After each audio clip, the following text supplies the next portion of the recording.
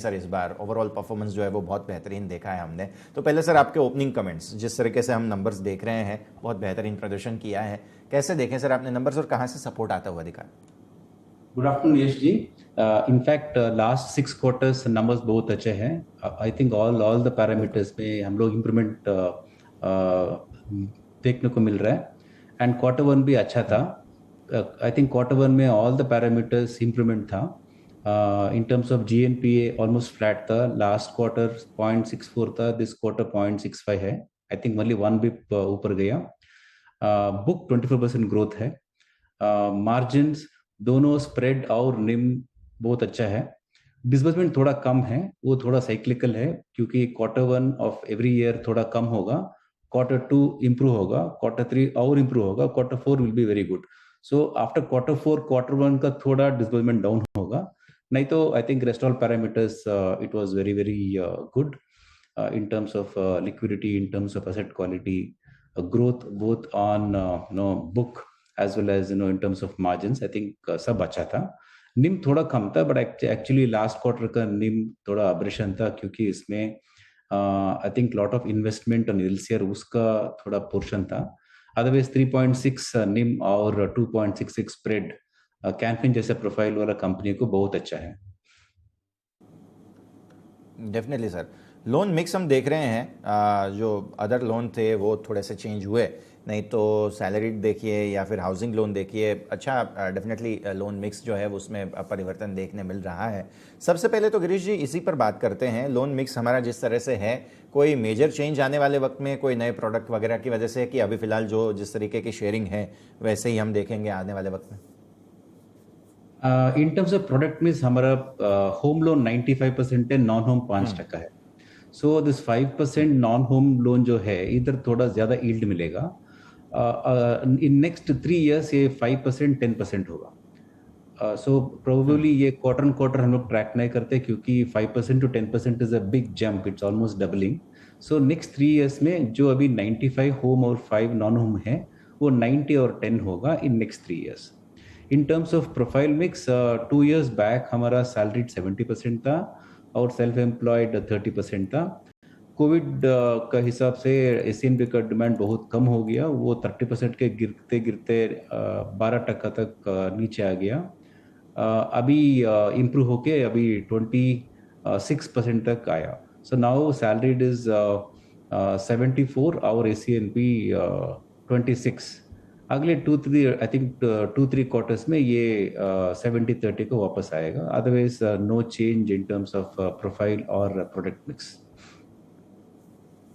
Definitely sir. अब जो rate hike scenario है, साइकिल है, उसको देखते हुए मार्जिन्स की आगे हम बात करें, क्योंकि हम देख रहे हैं कि क्वार्टर एंड क्वार्टर थोड़ा सा एक कम हुआ है, लेकिन year on year definitely healthy देख रहे हैं 3.6 पर हम। तो इसको कैसे ट्रेंड लाइन आप एक्सपेक्ट कर रहे हैं सर, मार्जिन्स की, इंटरेस्ट मार्जिन्स की अगर हम बात करें तो? एक्चुअली लास्ट 6 क्वार्टर्स अब देखो तो मार्जिन बढ़ रहा था। ओनली क्वार्टर फोर से थोड़ा कम हो क्योंकि quarter four was an aberration. Yes. So Canfin जैसे प्रोफाइल वेर 99.99% रिटेल है, अफोर्डेबल है, हाई टिकट लोन नहीं है, बिल्डर एक्सपोजर नहीं है, कॉर्पोरेट एक्सपोजर नहीं है, ऐसे वाला प्रोफाइल कंपनी को स्प्रेड ऑफ 2.4 और निम ऑफ 3 ये बराबर है, ये हमारा मिनिमम गाइडेंस है।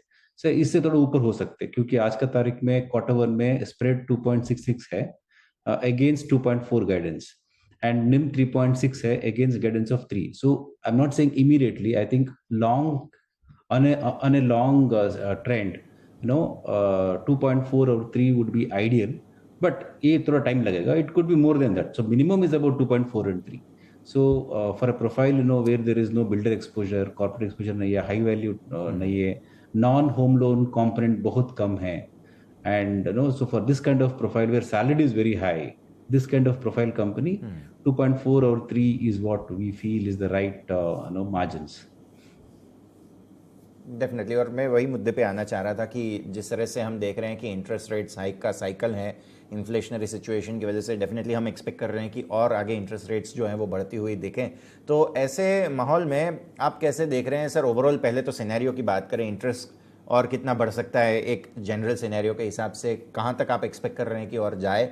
और दूसरा कि इससे सेंटिमेंट पे कोई असर आ रहा है कि नहीं, क्योंकि इंटरेस्ट रेट्स घट रहे थे तो लोग ने मतलब सब लोगों ने ज़्यादा लोन लेने की कोशिश की है, पर अब जब थोड़ा सा सिनेरियो है कि इंटरेस्ट रेट्स हाइक होंगे तो सेंटिमेंट पे कोई असर आता हुआ देखेंगे कि नहीं? ये दो एस्पेक्ट्स पे हम बात करें। पहले तो इंटरेस्ट रेट्स के क्या टारगेट आप देख रहे हैं, कोई एंटिसिपेशन आपके हैं कि नहीं, और दूसरा सेंटिमेंट पे कोई असर आता हुआ देखेंगे कि नहीं sir? So I think by March, in next 8 months time, probably 0.5 to 0.6% तक interest increase हो सकता है. So compared to 1 year back, now rates have gone up twice. So उसका impact थोड़ा होगा, and because affordability थोड़ा कम हो जाएगा, interest बढ़ रहा है और construction cost भी बढ़ गया. I think almost about 11-12% बढ़ गया. So ये दोनों factor थोड़ा negatively impact होगा. But at the same time demand इतना रोबस्ट है, इतना अच्छा है, and it is across all geography, all sectors. Demand बहुत रोबस्ट है. So in spite of interest rate increase and construction cost increase, demand बहुत अच्छा है. इसलिए I think the kind of growth industry जो देखेगा ये साल, वो पिछले साल से बहुत ज्यादा होगा. सो ये साल इम्पैक्ट नहीं होगा, at least because of interest and construction cost.